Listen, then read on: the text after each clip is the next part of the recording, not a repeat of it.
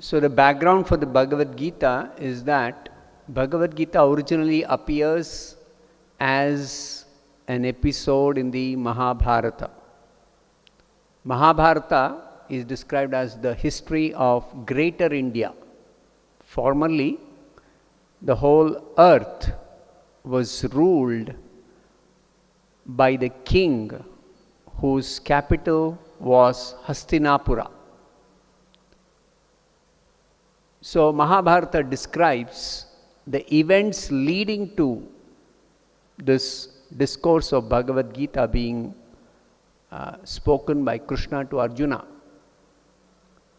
It describes how Dhritarashtra and Pandu were brothers born in the Kuru dynasty, descending from one king, famous king Bharata, a former ruler of the entire earth. And Dhritarashtra, the elder brother, was blind by birth, so he could not ascend the throne. And the younger brother Pandu became the emperor of the world. But Pandu died at a very early age, leaving behind 5 sons who were minors at the time of Pandu's death. So Dhritarashtra became the caretaker king till Yudhishthira, the eldest son of Pandu, came of age.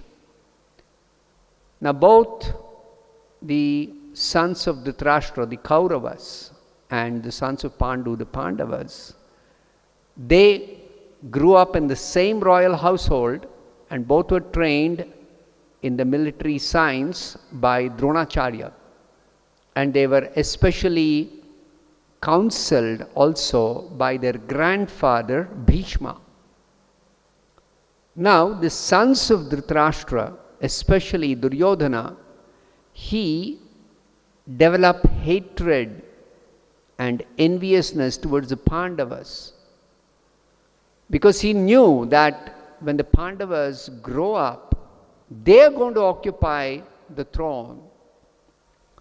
So somehow, with the consent of Dhritarashtra, Duryodhana plotted to kill the Pandavas.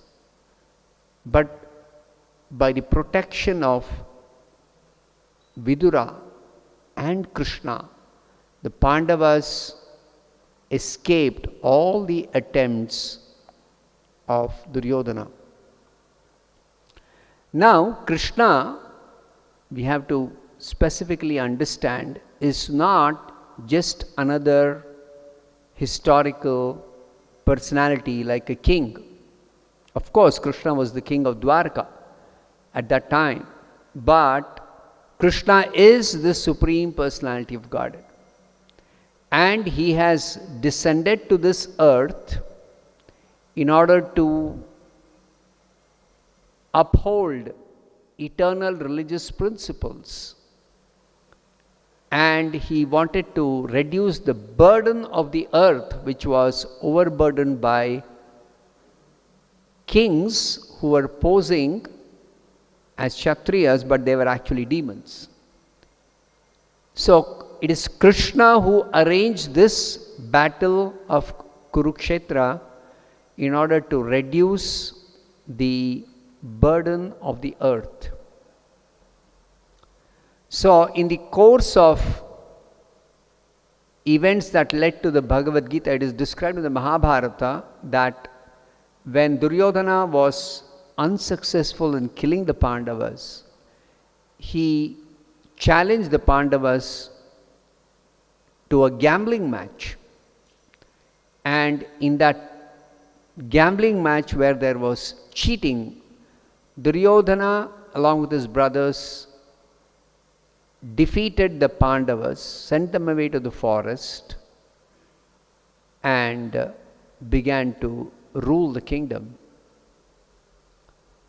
Now the understanding was, after the exile, the Pandavas will get back their kingdom. But when the Pandavas completed their exile, term of exile, 13 years, now they went to Duryodhana and asked him for their own kingdom, but Duryodhana refused. So, Pandavas,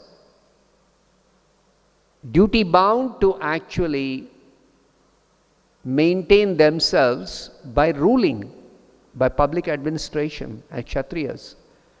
They requested Duryodhana, just give us 5 villages for 5 brothers. But Duryodhana arrogantly replied that he will not spare any land, not even a small bit of land he will spare to the Pandavas. So Pandavas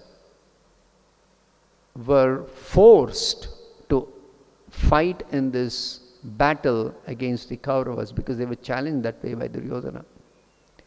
Now still Yudhishthira thought, instead of fighting, he requested Krishna to play the role of the messenger on behalf of the Pandavas. And Krishna personally went to Duryodhana and tried to negotiate for peace. But Duryodhana refused, even Krishna. Then war became inevitable and the whole world was divided into 2 parties. Those who would fight on the side of the Pandavas and those who would fight on the side of the Kauravas.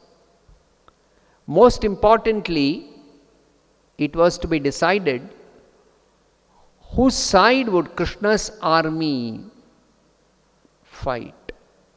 Because Krishna had a very powerful army who were not at all defeated in any battle.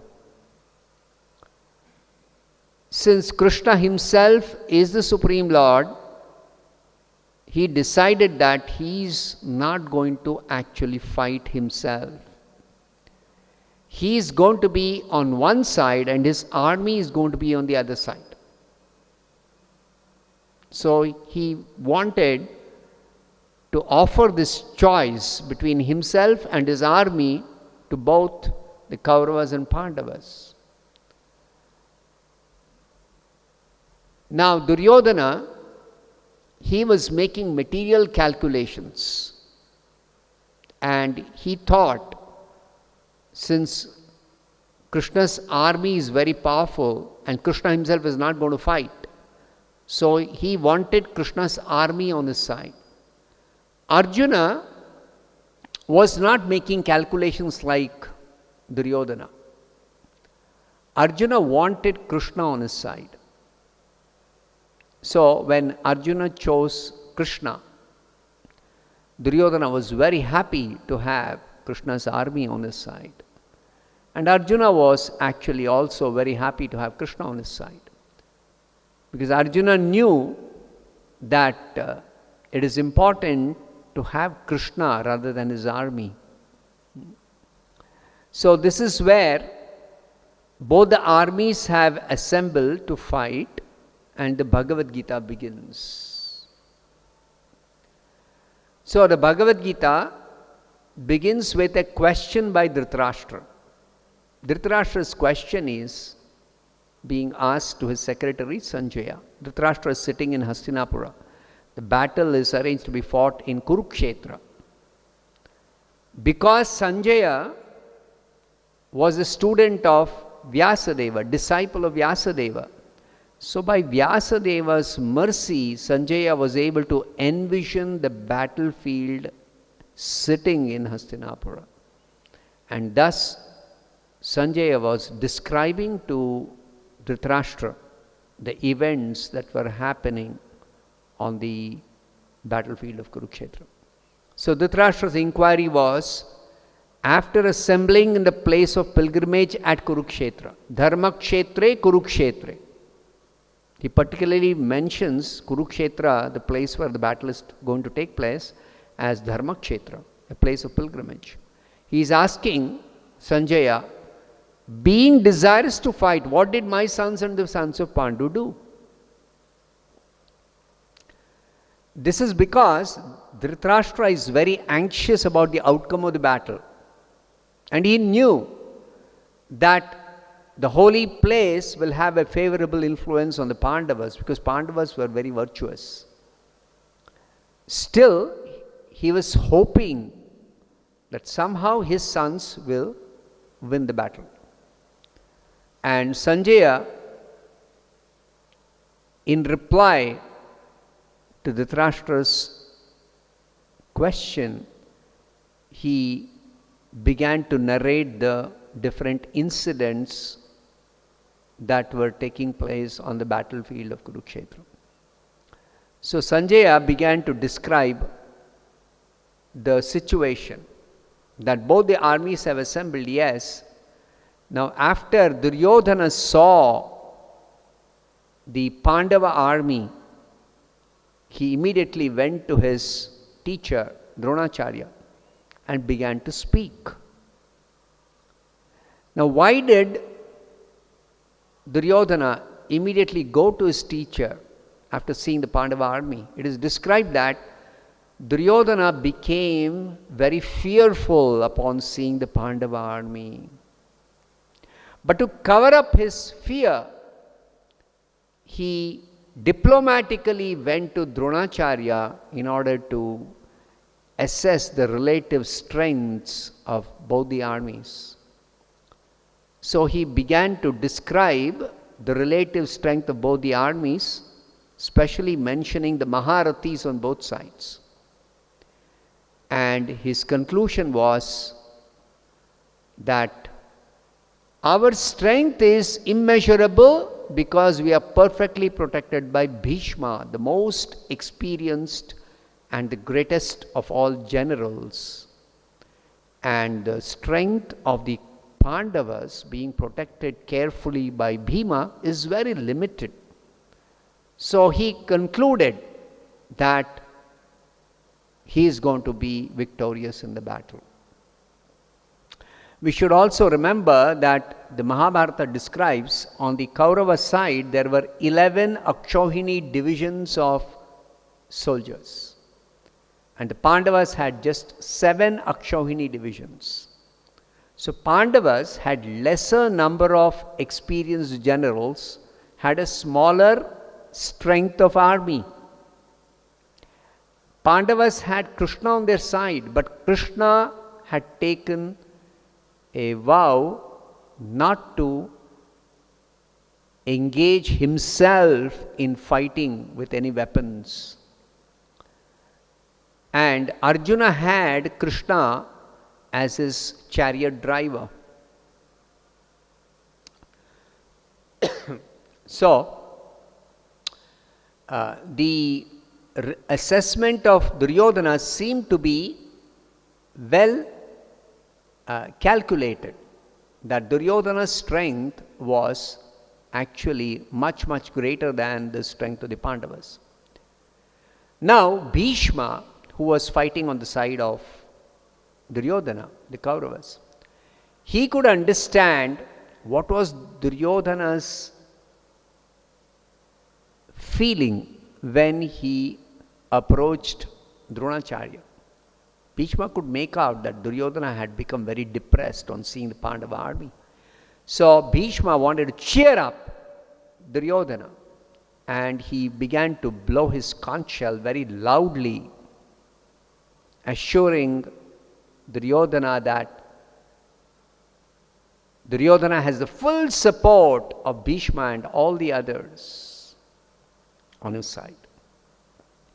As soon as Bhishma blew his conch shell, all the others on the Kaurava side loudly blew their respective instruments. And this sound of the different instruments became very, very tumultuous.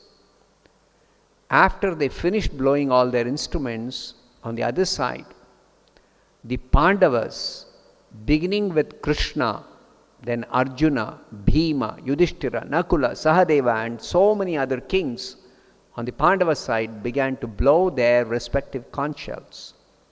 Now on the Pandava side, they were all blowing separately. On the Kaurava side, they all blew at a time. On the Pandava side, one after another, one after another, one after another. After the Pandavas finished blowing their conch shells, it is described specifically that this blowing of the conch shells by the Pandavas shattered the hearts of the Kauravas. So there is a very important lesson for us. What is that? That one who takes shelter of the Supreme Lord Krishna has nothing to fear even in the midst of the greatest calamity. See, when the Kauravas were blowing their conch shells, the Pandavas were not at all affected. When the Pandavas blew their conch shells, the Kauravas became completely fearful of the blowing of the conch shell. The battle has not begun yet. It is just the blowing of the conch shells. That itself shattered the hearts of the Kauravas. After that, Arjuna requested Krishna, please take my chariot between the two armies so that I can see against whom I have to fight. So Krishna drew up the chariot in the midst of both the armies. Now Krishna is the Supreme Personality of Godhead, but he has agreed to engage in the service of his devotee Arjuna. This is one of the special qualities of Krishna. He is described as Bhakta Vatsala. That means he is very, very affectionate to his devotees. But we should always remember that Krishna, as the Supreme Lord, even though he accepts a subordinate position to anybody, to his devotee even, his position is unchanged. He remains the Supreme Personality of Godhead under all circumstances. So in that way, Krishna's position is unchanged. But still, out of affection for his devotee, he is engaging in his devotee's service. So what did Krishna do? He took the chariot and stopped right in front of Bhishma and Drona and told Arjuna, look at the Kuru army. What did Arjuna see? Arjuna saw all different grades of relatives. It is described in detail. He saw 10 different grades of relatives. He saw fathers, grandfathers, teachers, maternal uncles, brothers, sons, grandsons, friends, father-in-law, well-wishers. So many grades of relatives on both the sides. Seeing them, he became overwhelmed with compassion and he began to speak to Krishna. My dear Krishna, seeing my relatives present before me in a fighting spirit, my body is quivering. My mouth is drying up. My hair is standing on end. My bow Gandiva is slipping from my hand. And my skin is burning. I am forgetting myself. My mind is reeling. I am unable to stand here anymore for fighting. Now it is explained, such symptoms in Arjuna were not due to any weakness of heart. Arjuna was not afraid seeing the opposite army. Unlike the Kauravas, it is already described. No, Arjuna was not afraid. These symptoms were due to his soft-hearted nature because Arjuna is a pure devotee of Krishna. So it is described in the Srimad Bhagavatam, one who has pure devotion, yasyasti bhakti bhagavati akinchana, sarvair gunaistatra samasate suraha. All good qualities that are to be found in demigods are found in a pure devotee of Krishna. So therefore, Arjuna, after experiencing this kind of symptoms, he began to consider what are the consequences of fighting this battle and killing the enemy. He told Krishna, how can there be any good by killing our own kinsmen in this battle? So Arjuna says, I don't want any victory. I don't want any kingdom. I don't want any royal happiness. Because sin will overcome us if we kill our enemies. Because these people, overtaken by greed, they are not seeing what's the consequence. They are ready to destroy a whole dynasty. Why should we engage in these sinful activities? Then he traces what happens. If the dynasty is destroyed, the eternal family tradition is completely vanquished. What happens then? The rest of the family becomes involved in irreligion. Then women are unprotected, they become corrupt, there is unwanted population. Then with the increase of unwanted population, family traditions are destroyed. Then there is no offering of oblations to the forefathers. Now, due to evil deeds of these destroyers of family tradition, all kinds of community and welfare projects are completely devastated. Then what is the result of all this? Those who destroy family traditions always dwell in hell. So what's happening? By fighting in this battle, engaging in sinful activities, simply for some royal happiness, we are prepared to commit greatly sinful activities leading us to suffer in hell. So saying this, Arjuna, he simply set aside his bow and arrows and sat down on his chariot. See, Arjuna had stood up to see the enemy. But now, after observing the enemies, he sat down on his chariot, his mind overwhelmed with grief at the prospect of having to fight against his own kinsmen.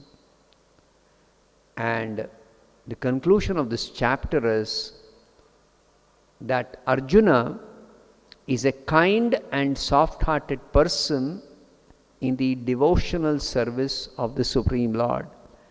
Such a devotee is fit to receive self-knowledge. So this first chapter of the Bhagavad Gita describes how the stage is set for Krishna to speak the Bhagavad Gita, instruct Arjuna in the subject matter of self-knowledge, Brahma Vidya. Bhagavad Gita has two very important subjects. Brahma Vidya, the science of the self or the science of the soul, and Yoga Shastra, the science of yoga. So Brahma Vidya and Yoga Shastra, these are the two very important subjects that are delineated by Krishna in the Bhagavad Gita. So this is the end of the first chapter. Beginning with the second chapter, Krishna will speak the science of the soul and the science of yoga. Through Arjuna, Krishna is going to enlighten us. Krishna is making Arjuna his student to speak this Bhagavad Gita for our benefit. So I'll stop here.